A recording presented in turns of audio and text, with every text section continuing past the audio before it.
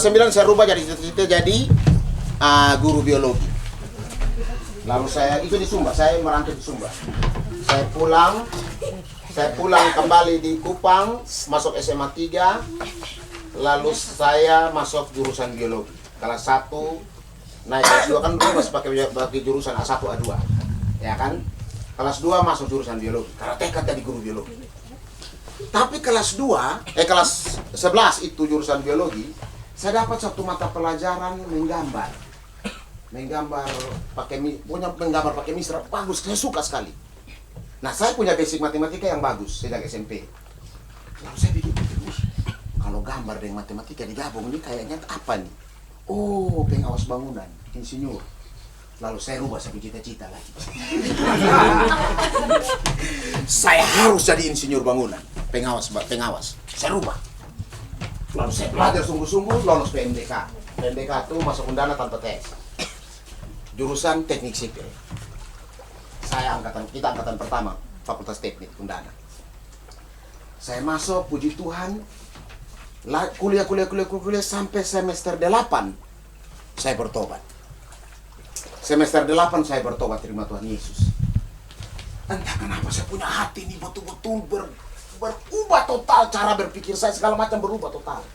Apakah saya berhenti kuliah? Tidak, saya tetap kuliah sampai selesai. Tapi pikiran sudah berubah. Setiap kali lalu satu kali saya sementara waktu itu saya masih susun skripsi. Saya ke gereja. Di gereja itu sudah bangun sekolah tunas bangsa. Ada Pak Guru waktu itu dia sementara pimpin anak-anak barisan. Dia pimpin, tapi dia bukan pimpin kayak sekolah pada umumnya. Dia pimpin tapi dia langsung dia umum. Saya ingat. Teratur 1 Korintus 14 ayat 40. Segala sesuatu harus berlangsung dengan sopan dan teratur. Jadi mereka ini dalam apel tuh ucap ayat semua tiap hari. Waduh, itu saya sangat bergairah betul-betul. Saya lihat, wow, saya mau lihat sekolah yang model kayak begini.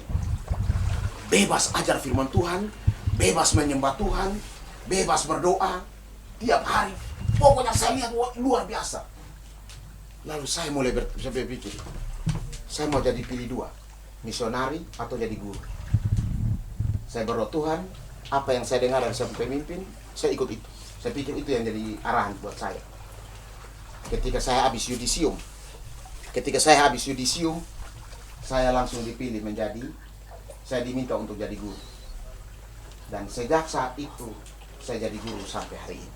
Belum wisuda, baru habis yudisium. Saya lupa ini insinyur. Ada satu peristiwa yang tantangan pertama kali saya dapat ketika saya jadi guru. Saya sudah pakai seragam nih. Saya ingat saya punya seragam tuh, baju model warna begini, agak sudah kayak pegawai dong nih. Itu dengan baju putih.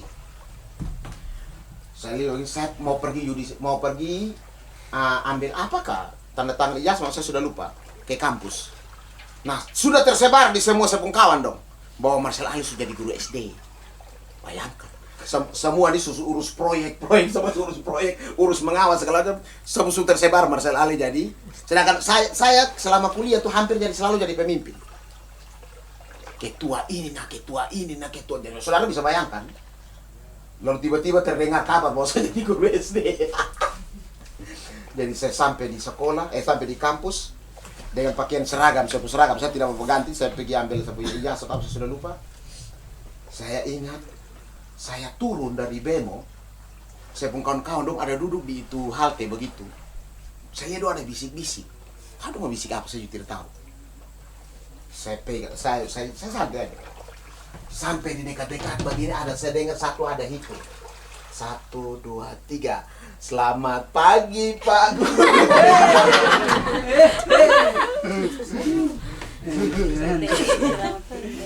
Saudara bisa bayangkan? Selamat. Wih, itu tuh rasa-rasa saya mau lari tuh. Tapi saya tetap jalan. Saya tetap terus berjalan sampai hari ini. Saudara lihat sini terus supaya kita jangan berpikiran lari-lari.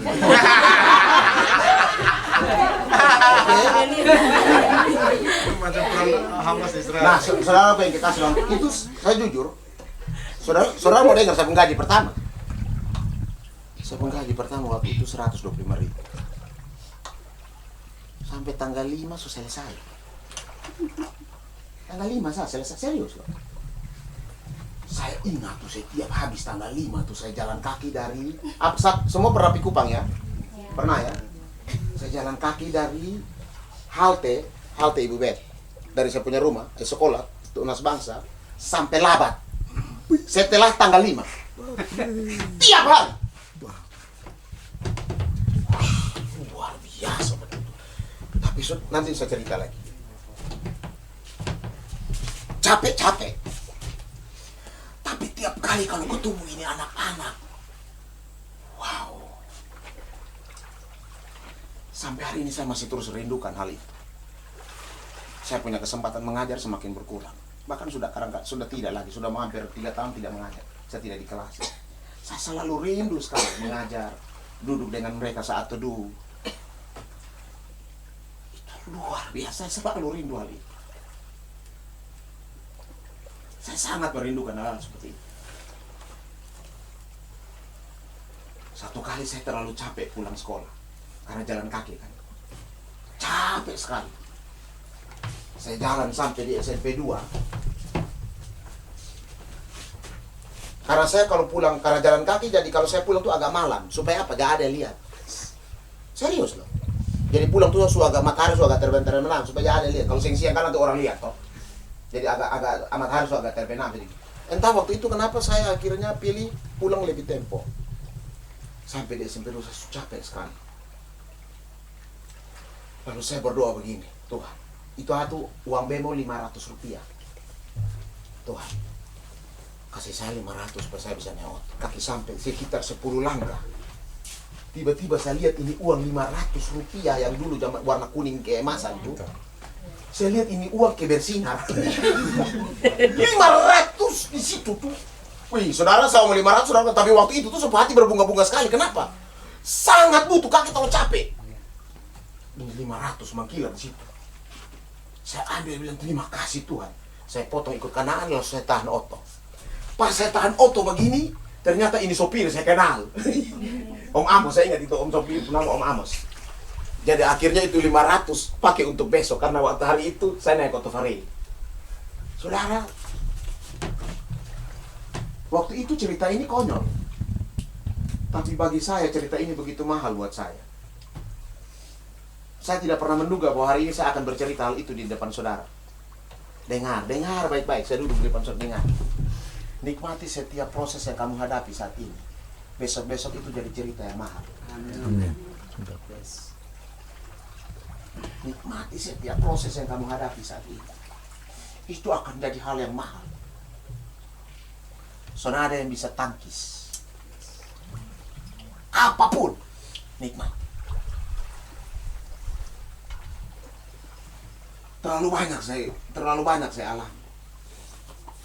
Pergi berkunjung karena kejar anjing.